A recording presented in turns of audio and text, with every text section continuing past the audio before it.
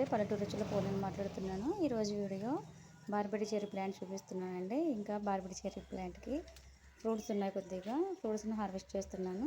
ఒకసారి ఈ బార్బెరీ చెర్రీ మొక్క మొత్తం చూడండి. మొత్తం చెట్టు నిండా కూడా పూతతోని కాయలతో నిండిపోయింది. ఈ బార్బెరీ చెర్రీ ప్లాంట్ని బిగ్ సైజ్ పాట్లో వేసుకోవాలి. ఇంకా సాయిల్ విషయానికి వస్తే మట్టి, కోకోపీట్, పశువుల ఎరువు ఈక్వల్గా తీసుకోవాలి. ఇప్పుడు చూద్దామండి ఈ బార్బెరీ చెర్రీస్ ఫ్రూట్స్. చిన్న సైజు యాపిల్ ఫ్రూట్స్లో ఉంటాయి. ఇవి చూడండి, బర్డ్స్ వచ్చి తినేసాయి. ఇంకా చూడటానికి ఇవి చెర్రీస్ పండులో ఉంటాయండి. ఇవి కాయలు ఫస్ట్ గ్రీన్ కలర్లోకి వస్తాయి, తర్వాత రెడ్ కలర్లోకి మారుతాయి. అప్పుడు మనం హార్వెస్ట్ చేసుకోవాలండి. ఇవి కొంచెం పుల్లగా ఉంటాయి, విటమిన్ సి ఎక్కువ ఉంటుంది.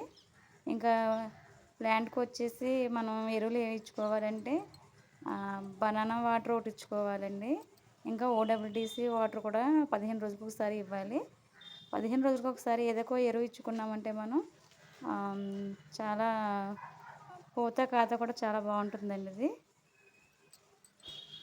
ఈ బార్బెరీ చెర్రీ ప్లాంట్ పూతతో ఉండగా పుల్లటి మజ్జిగ స్ప్రే చేయాలి 15 రోజులకు ఒకసారి అండి. అలాగే నెలకు ఒకసారి నీమ్ ఆయిల్ స్ప్రే చేసుకోవాలి. మనం పుల్లటి మజ్జిగ స్ప్రే చేస్తే అండి మనకి కాయలు ఇలా కాస్తూ ఉంటాయి. అంటే కాయల్లో మారుతుందండి పూత అన్నది. చూస్తున్నారు కదా, చెట్టు నిండా కూడా కాయలతో నిండిపోయి ఉంది.